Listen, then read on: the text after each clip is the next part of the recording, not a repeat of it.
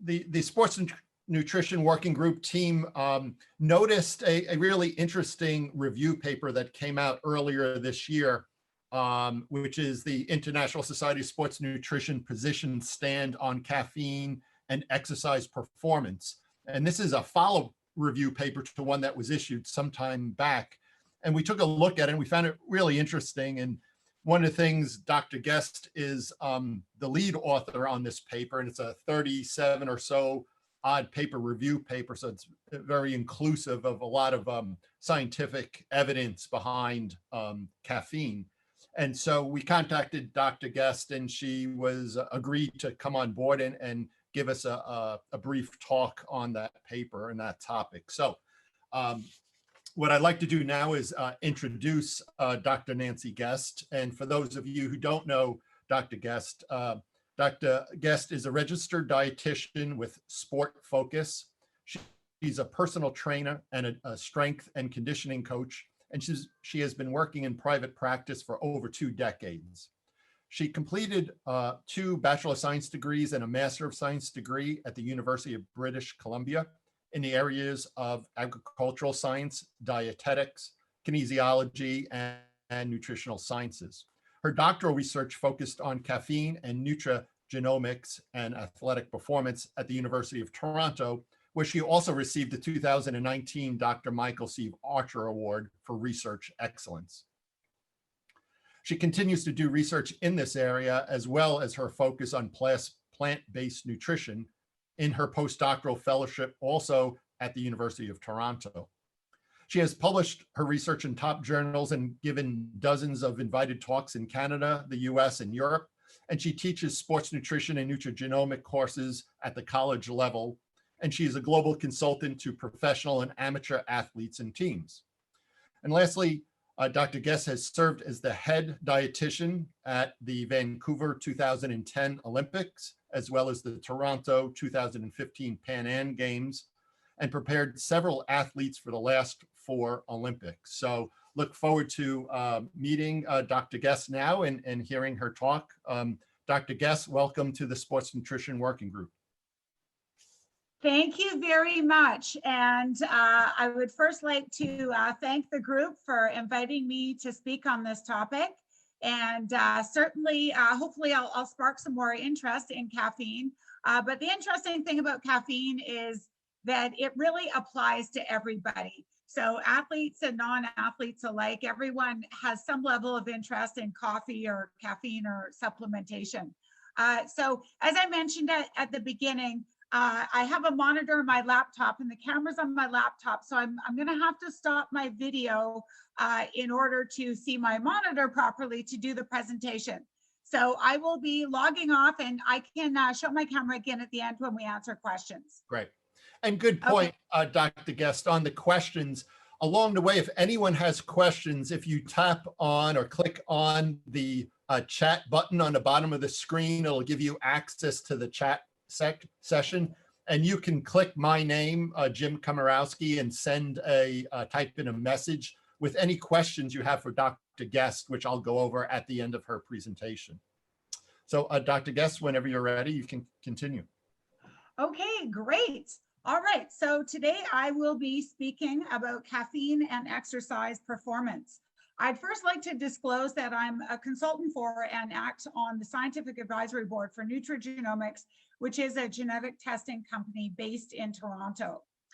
So of course, today I was invited to do this talk as some of the organizers had viewed my latest review paper. So this was a position stance that was an update from the 2010 version. So 11 years ago, a lot has happened. And I really took this opportunity to go back into the history of caffeine and really give a lot more information than just the focus on specific studies on performance. So just give us that sort of holistic view, 360 view of caffeine. So this paper has 420 references and it's 20,000 words. So certainly most everything you'll need to know about caffeine is in this review. So I'll be touching on some of that here today. So I first want to put you in the mindset. As you know, all of you are working in this field, and today's sport environment is very competitive. And we know this with every time a world-class games come up or the Olympics, we know through the positive doping tests that we know that the competition is stiff and athletes will really do anything. Coaches will often be behind, wanting them to look for ergogenic aids, hopefully that are safe and effective. So athletes want this competitive edge, but at the same time, we're also experiencing a paradigm shift away from that one size fits all generic team approach towards optimization of the individual. So when it comes to caffeine, this is one of the most widely studied, safest, most effective ergogenic aids out there. So of course, with 420 references, we have a lot of papers that are focused on caffeine. And I just want to sort of bring your attention back to this slide. Where I see a problem in practice, I am a sport dietitian, and I often see this team approach where it's a rugby team or a basketball team. Everyone pops their caffeine pill or takes their pre-workout. They go do their dryland training, their strength and conditioning, or they're out there on the field practicing. And really, the approach to supplements is sort of everyone gets the same thing, everyone eats the same meals. And this really is a disservice to our athletes. And we really want to think about optimizing performance by personalization. And it's this personalization that may be, in fact, the best competitive edge. And when it comes to caffeine, we need to determine its effects on all elements of an athlete's program. So caffeine is affecting all of these 4 parameters. So similar to my colleague and friend, Amy Bender, likes to talk about an individualized sleep plan, I think it's also important for us as practitioners to develop an individualized caffeine plan. So what this means is that your athlete may not need caffeine. Maybe they should stay away from it. Maybe they need a higher dose. Maybe they're good with a lower dose. Maybe they have to have their last dose 8 hours before bed. So a lot of what we're going to recommend really should be focused on that individual. So caffeine, or 1,3,7-trimethylxanthine, is found in over 60 plant species. And this is actually, I think it's over 70 now. And the main forms we're consuming are the coffee, the tea, and the cocoa. But of course, we find it in pre-workouts, in weight loss supplements, other stimulation formulas. We see it in sodas, energy drinks, a lot of carbohydrate supplements, so blocks and chews and gels and drinks. We see caffeine added to those for performance. And then we see many novel products such as caffeine patches, perky jerky, caffeinated peanut butter, gum, of course. So we certainly see a variety of sources, but it is really important when we want to be precise with the dosing. Of course, this is paramount in research, but when we're working with athletes and we want that dosing to be precise, we really have to rely on the pure supplement. And this is because the variability in caffeine concentration in different beverages, for example, is really crosses a wide range. So for example, you could go to your same Starbucks one day and have 150 milligrams of caffeine in your tall coffee. The next day you could go to the same location and your tall may contain 250 milligrams of caffeine. So there's so much variation, and even day to day at the same coffee shop. And probably many of you have noticed that on some days you feel 2 hours later, you feel like you need another coffee already. And other days you're just sort of super jacked from that one cup. And that will be due to different concentrations of the caffeine in that same drink. So we know research in the last number of years, it's pretty consistent. About 90% of adults are consuming caffeine on a regular basis. And of course, this is because most of us are feeling those pleasurable effects, feeling more alert, we're more energetic, we're able to concentrate. And unfortunately, though, some of us avoid caffeine due to adverse effects. And this can be anxiety, feeling irritated, feeling an elevated heart rate, having sleep disturbances. And we know all of these factors are related to genetic variation. So when did caffeine in sport begin? Well, interestingly, in the 1900s, there was, so the early days of modern sport, there was concoctions of plant-based stimulants, including caffeine and other compounds such as cocaine, strychnine, ether, heroin, nitroglycerin. So all these crazy substances, and they were developed secretly by trainers, these concoctions, and by athletes and by coaches, in what appears to be evidence for early day ergogenic aids designed to provide that competitive advantage.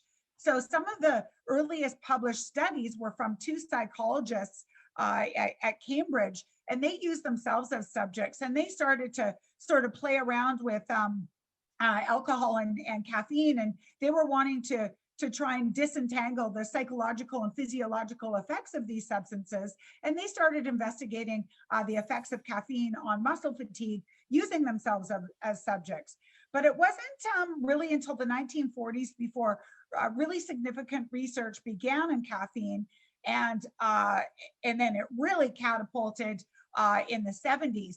And so this is David Costell, and anyone who has anything to do with sport or athletes or exercise physiology knows he had some of the first textbooks out there back, I think he finished his PhD in 1966.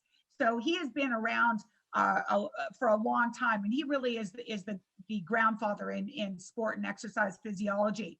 So I actually met Dr. Costell at the last in-person ACSM in 2019. And it's funny, I see him, it was like seeing the Beatles or something. So of course I had to get a picture.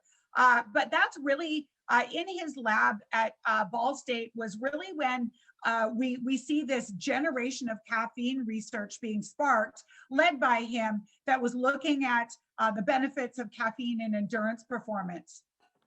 So when we're thinking about caffeine sources and where it may be applied to different sports, just as a refresher, many endurance athletes, those that are in Ironmans and marathons and triathlons, are often using flat coke toward the end of a race.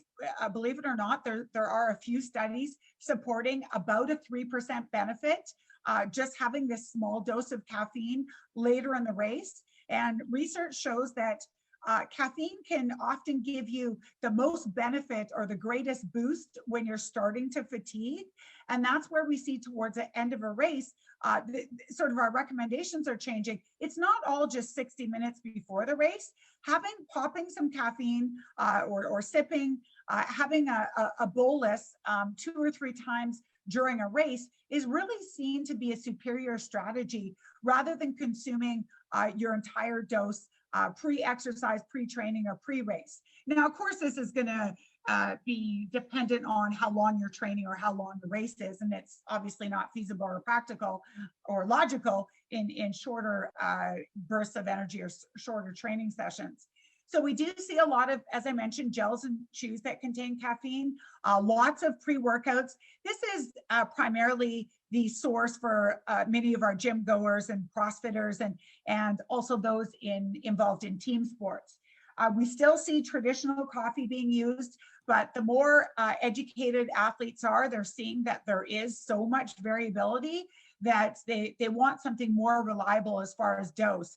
And a lot of these pre-workouts too, someone earlier was speaking about adulteration. We see on the label a certain amount of caffeine. It could have much less or much more. There's also variability in the batch, in the different batches. This is why testing is so important. So we do see that reliability sort of on those tablets or capsules. And of course, when we're working with drug tested athletes, and such as I do with our national Canadian athletes, we have our own encapsulators where you measure the precise powder, the dosage, and put it into a capsule that, of course, has not been used with other drugs at the pharmacy. And this is how we can feel most secure that the dose of caffeine is right for the specific athletes, and also that it's not contaminated. And really, you have to do things yourself if you want to ensure that there's no contamination. And even very small molecules of substances left on an encapsulator can contaminate the next substance being put into capsules. So some of those early potential mechanisms are really not that widely accepted anymore. So the glycogen sparing and then the direct action on muscle. What we see more so now, what's more widely accepted, is that the main effects of caffeine are occurring in the central nervous system through antagonism of the adenosine receptors.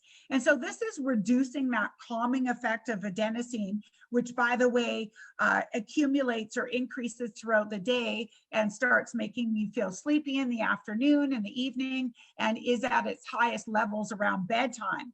So this is reduced because caffeine is actually blocking those receptors. So in place of that, you're getting the stimulating effects of caffeine.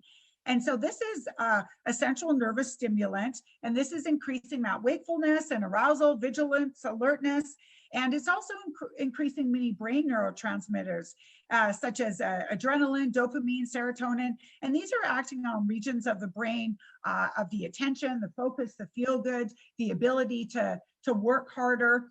And so what we're seeing, so this is the in its simplest form, this is what's happening in the brain. The C's are the caffeine, the A's are the adenosine. The adenosine can't connect with those receptors because the caffeine's there. So what we see during exercise is that this is a message from brain to muscle that you're feeling more energetic. You have an increased pain threshold, meaning when you encounter that hill, it's actually not as difficult, or you're not feeling that same level of exertion when you take caffeine compared to when you try and ride up that hill without caffeine. So there's a lowering of the rating of perceived exertion. However, this is not holding true for all athletes. And this is really what we have to respect. And as practitioners or those in the industry, we have to also identify with the outliers. And some are caffeine sensitive. And those that are pretty much know they are, and they restrict their intakes. But when it comes to athletes, and like I said, sort of that peer pressure, the teammates, come on, have your pre-workout, let's get jacked. Athletes I see are taking caffeine when they really shouldn't be. And those, and we have plenty of research to show who and who isn't sensitive. And this is also related to genetics. So where it becomes concerning is caffeine and late training or late games. And we know for team events, often the games are late, 7, 8, 9 o'clock at night. And often they're training after that because that would be a light day. A game day is a light day, and that's when you get your strength and conditioning in. And so if you want athletes to feel stimulated for the game and training, they're often not getting to sleep until 3, 4 in the morning, and perhaps the next morning they have to travel or they have a practice. So this can actually become a very difficult cycle. And I see it personally with athletes that they're sort of getting jacked up for training and games, and then they're looking to take something to help them sleep. This could be over-the-counter sleep aids, melatonin, the dozy sleepies, things that are that consumers can purchase directly. But then we also have some requests for prescriptions, and we're starting to get into this very harmful cycle of getting jacked up with caffeine and then taking yourself down with over-the-counter or prescription sleep aids. And this is a very unhealthy practice, and I see it somewhat probably increasing more than decreasing. And so something we really need to be cautious of. So just hopping over to performance, many of you have probably read studies, dozens and dozens, hundreds of them out there that are looking at different ways, different interventions for improving athletic performance or muscle gain or muscle strength. And so we'll look at studies on HIIT training and increasing VO2 max, the difference in muscle accretion with high and low volume training, different dietary approaches, different levels of protein, supplements, but we'll often see in that last paragraph, well, some individuals had a significantly greater or lower response. Maybe 20% of the athletes responded in the opposite direction. It's probably due to genetics. Well, that answer doesn't suffice anymore. We need to identify those outliers and we need to serve them. We don't just get rid of them so our statistical modeling looks cleaner. We need to figure out what's going on. And I'll just give you an example. So my RCT I did for my PhD project, I recruited over 100 athletes, and this would be my typical, or this was the typical between placebo and the 4 milligram dose. So I used a low and moderate dose and put them through various exercise tests. So this was a 10-kilometer cycling time trial. And the reporting of caffeine alone would be that on average, the athletes went 3% faster. But if you can see here, you look at those white and gray lines, it's chaos. Athletes are going in every which direction, and there's a lot of inter-individual variability. If we look at how many actually improved, it was 58. There was 101 athletes in this particular analysis. So 58% improved. 9 had no change, and 33 actually worsened their performance. We need to know this, and we need to know what athletes should supplement and what those that should not. And you can see that this red line, the average improvement, 33 athletes went in the opposite direction. And so this really led me to wonder what's going on. Why are some research studies showing benefits, others not? And what about looking at that individual raw data? So just quickly, this is sort of a schematic how we look at genetics when we look at diet or supplements. We have an exposure. We have identified genes that affect caffeine metabolism or response. If this is omega-3 fats, we know that we have there's genes that affect the response to that, or to vitamin A or B12, or so we look at a lot of supplements and nutrients, and we look at different genotypes. And in particular for caffeine, I want to know, will any of these 3 genotypes make my athlete faster when they take caffeine, slower, or have no effect? And so the results, just leaving out a bunch of graphs and data, but basically if you look at this waterfall plot, I saw that those with the AA or fast metabolizing genotype actually, so in the blue, went faster, significantly faster. And you can see that there are more blue bars. The yellow or heterozygotes, there was no effect. They're sort of spread across, having both positive and negative effects. And then the smaller group of only 8 subjects, those were slow metabolizers, and they had a tendency to worsen, and quite significantly. And so this is something that we need to, and this just doesn't apply to caffeine. This could be nitrates. This could be beta alanine. This could be, creatine. So we need to make sure with supplementation, we're acknowledging that. Another aspect of caffeine is not just about performance, but feelings of anxiety. And for some, caffeine can increase the feelings of anxiety. We know that that can increase the risk of burnout and depression. And we know that that there's a specific gene, so something affecting the adenosine receptors in the brain, that some individuals, again, depending on their genotype, so here with the TT, hopefully you can see my cursor here, those with the TT genotype had an increased risk of feelings of anxiety after taking caffeine. So that the red bars are pre-caffeine, the pink bars are post. And so if you are of the CC or CT genotype, caffeine is not really having an effect on you with regard to anxiety. But now we see that in the TTs, there is that greater risk of anxiety as measured by the MAP scale. And we see that this has been shown consistently in 3 different studies. And there appears to be some greater risk in those that are not habitual users of caffeine. But this is something, of course, important in sports, that if you're feeling anxious, anxiety can have a negative impact on your performance. And something related to this that is important to also acknowledge is that just because an athlete feels mentally jacked and they're stimulated, often overstimulated, this does not necessarily result in being physically jacked or physically superior in their performance. We know that a lot of these feelings of anxiety and feeling jittery and feeling overstimulated can cause one to not only feel physically exhausted, but we do see that they may not be performing superiorly. And this is some unpublished data. I'll just quickly mention that after the athletes finished their exercise test, we asked if they felt that they performed better or worse, if they have more energy, and 30% of them stated that they felt overstimulated or jittery, along with feeling more energetic, actually worsened their performance on caffeine. So even though they felt mentally jacked and stimulated and more energetic, they actually performed better in the placebo trial. So that goes to show how you're feeling mentally may not be everything that it appears to be. So, and so continuing sort of with the adverse effects or the sensitivity, we have several studies now showing that this caffeine ingestion late in, yeah. Sorry, did someone? Good, how are you doing today? Oh, someone's not muted.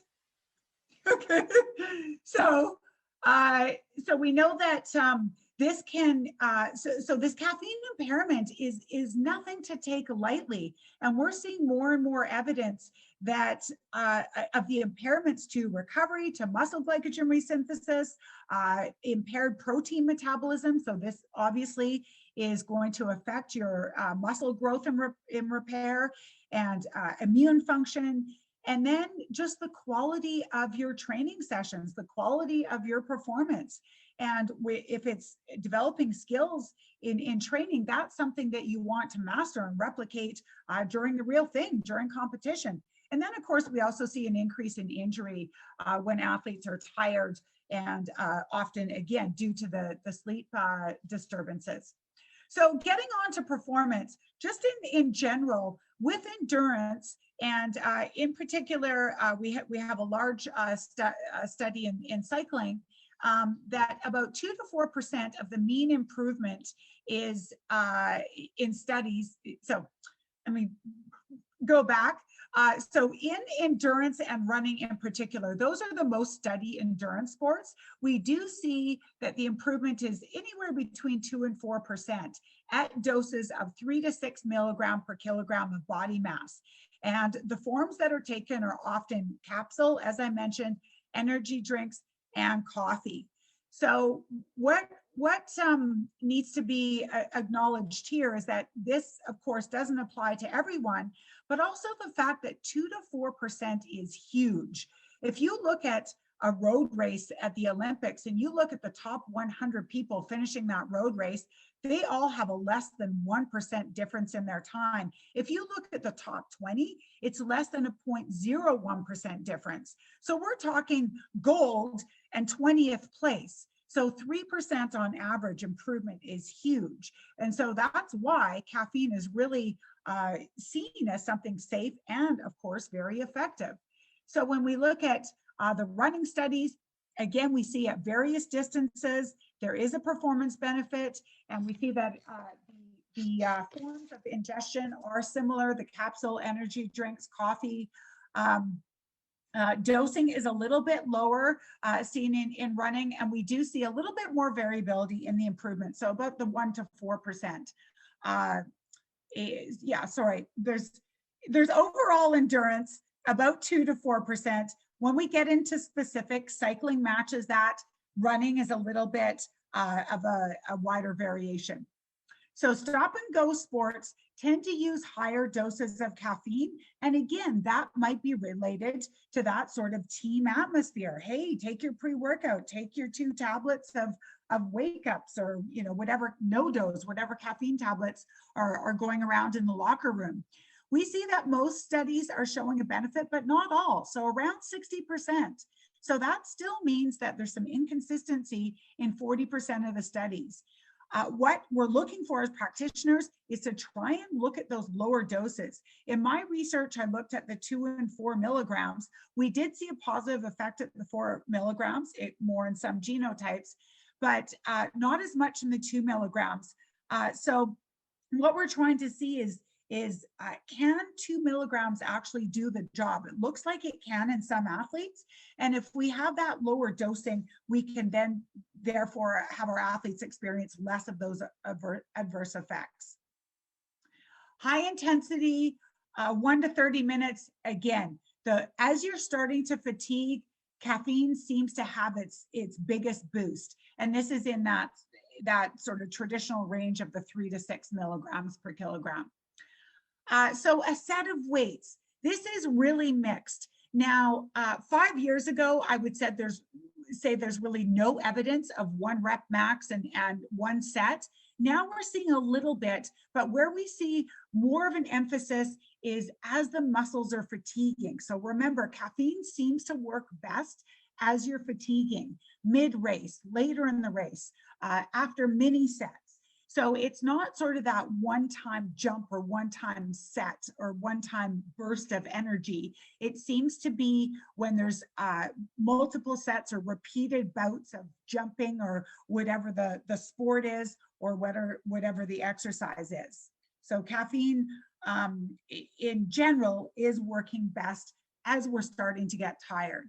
So sorry, I've combined these slides. So conflicting evidence when it comes to that 1 rep max. And often the studies that we do see, keep in mind, a vertical jump is really not something that we see in sport as a one-time jump. So although we do this in fitness testing, we might say, hey, if there's a benefit in 1 set or 1 jump, that means we should avoid caffeine when we're testing athletes, or we should make sure everyone's taking caffeine. That's where you could see some discrepancy in perhaps some of the fitness screening.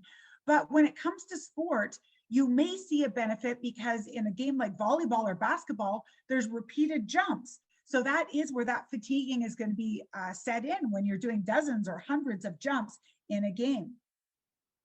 And we also see some of the dosing is a little bit higher in the gym setting or in some of these more strength and power sports.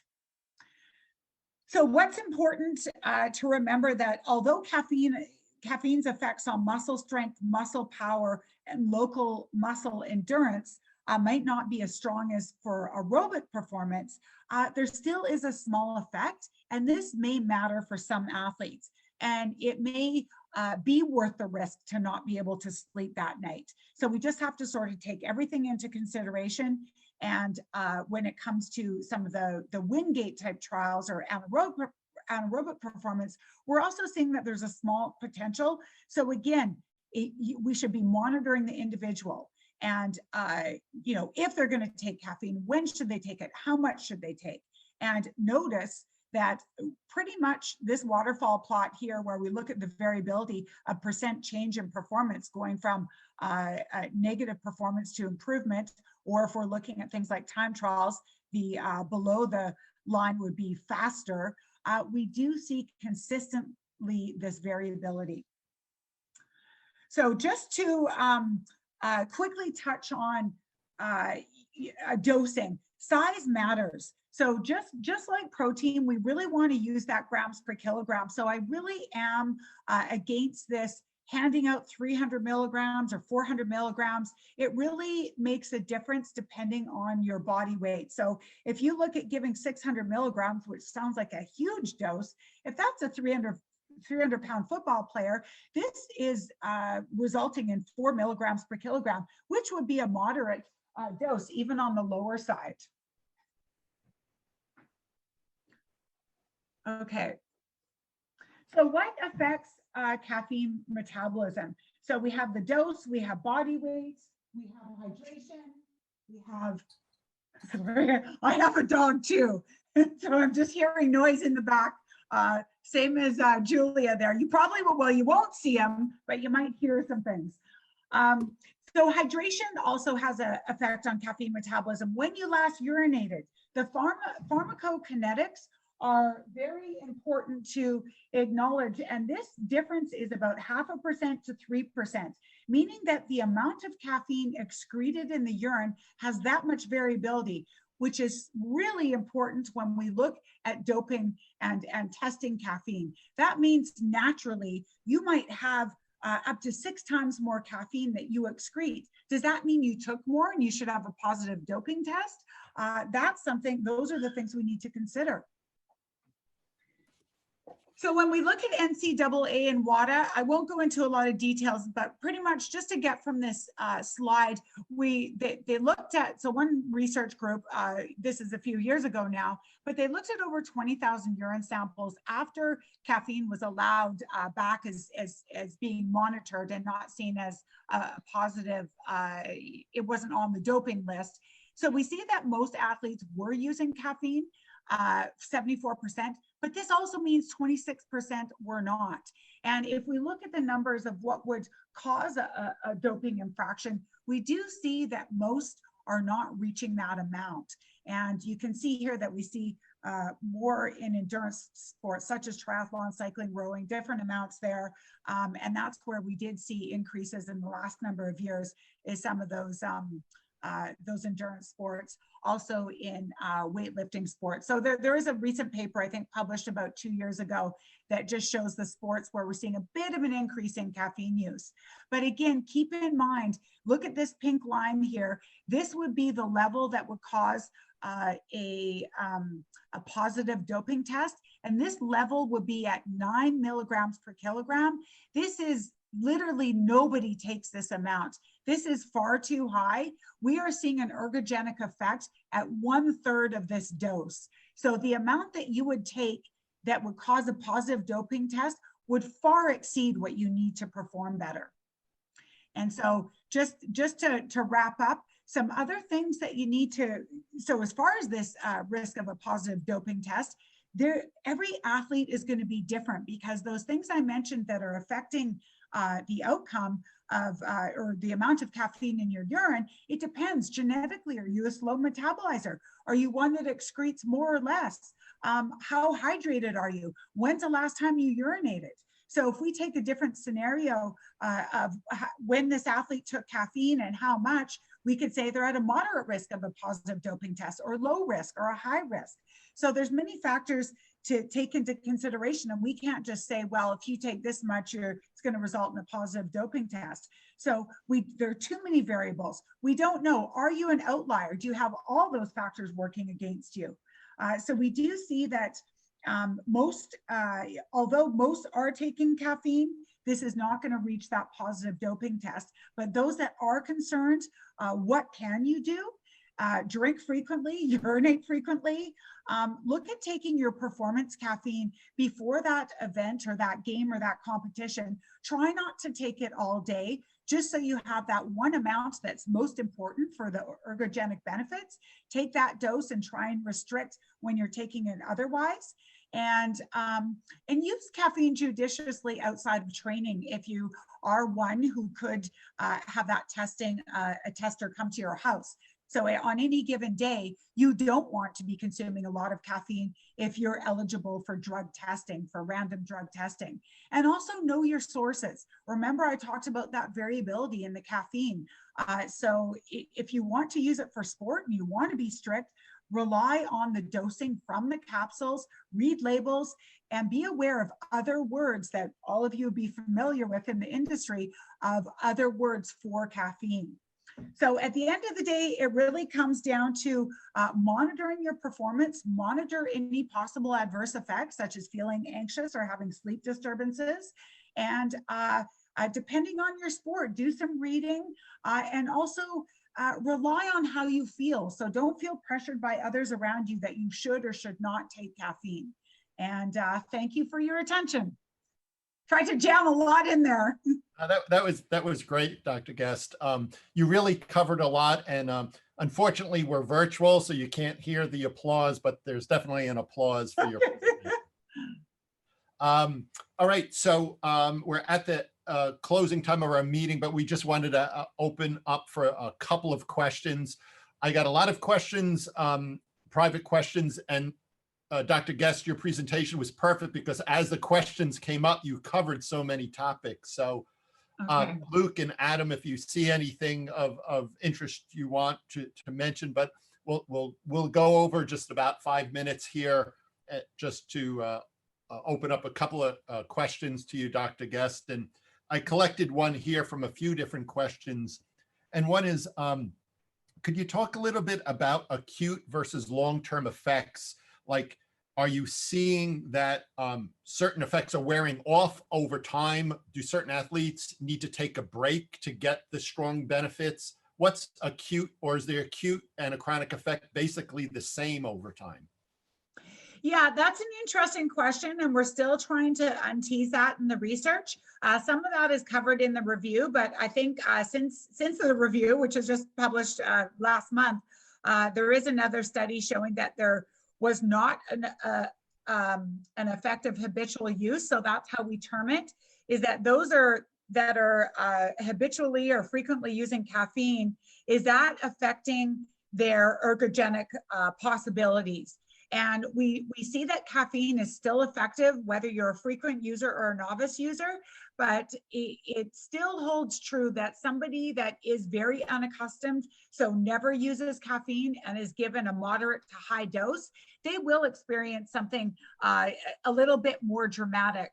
But you certainly don't have to feel that over time you have to increase your dosage, so having more and more and more as time goes on to feel those same effects or to get those same benefits.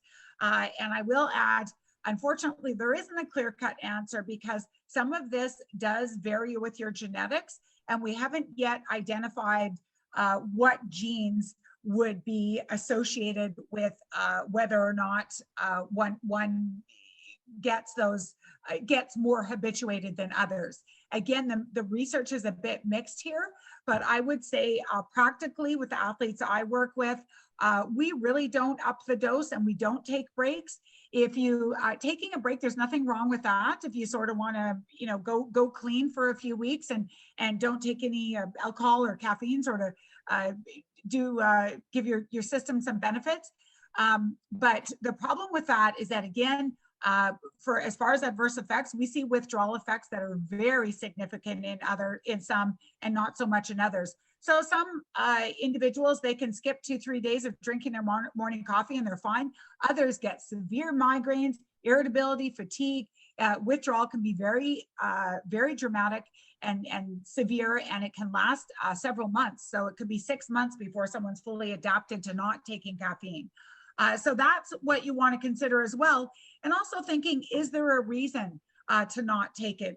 Are you going to compromise some of your training in the meantime? If it's coffee is your source, we see an overabundance of evidence showing that coffee actually is highly correlated with longevity and protective effects to the heart and to various other conditions. Again, depending on your genes, some are at higher risk for heart attack. I didn't get into that. But for the most part, coffee is seen to be very highly correlated with health. So Right. I don't think we necessarily need to take breaks. Very good, very good. And two quick questions. Sure. One, timing. When you talk about the benefit of caffeine being right around the time of fatigue, are you recommending that people should take the caffeine right before the fatigue, 15 minutes to a half hour when they think they'll be fatigued? Or is it better just to wait to the fatigue because it's so quick acting? Yeah, no, I wouldn't wait for the fatigue because chewing gum, you'll actually get it into your system more quickly. Things like drinks and capsules, it might be 15-20 minutes. But so you want to sort of preemptively strike. And so taking, and again, it depends on the length of the race. If you're doing a 1-hour game, there's no point in taking it during. You would take your dose beforehand. If you're racing 2 hours or longer, what you might want to do is take a dose 60 minutes beforehand, and then maybe about 20 minutes in, so 75 minutes after the first dose, take another smaller dose. So maybe if you're looking at taking, if you have a race or something lasting 2, 3, 4, 5 hours, maybe looking at thirds. So take 1/3 of your dose pre 1/3 in the first 30 minutes or so of the race or the competition, and then again, perhaps an hour later. But there's really no point in taking anything if it's within 1 hour of completion of the race, or more so maybe 30 minutes. I still see some athletes getting that quick 100 milligrams when they think they have about 45 minutes left in the race. So, but I do see growing evidence that taking these small doses during a race or competition is beneficial, but also keep in mind that many of the sporting activities that we're recommending this to are, I mean, that's a small portion of sports that are lasting over 3 hours. Very good. Last question. If anyone wants to reach out to you for additional questions, can they do so? How can we keep in touch with you? Sure. Yeah. So my email is just my name, or my website is my name. So my email is nanci@nanciguest.com. My website is nanciguest.com. And on this last slide here, I have my social media links. I'm pretty active on Twitter. And so I often post studies and talk about sport nutrition as well. Yeah, someone can just get a hold of me through social media, message there, or an email. And certainly I have, it's very difficult to know what to cover and how much can be covered in this amount of time. So certainly I can link people up with other research, or if they have questions about the review. And I would direct people to the review. There's a lot of information in that. Very good. Thanks so much again, Dr. Guest. This was great. You covered a lot. I will turn it over to Luke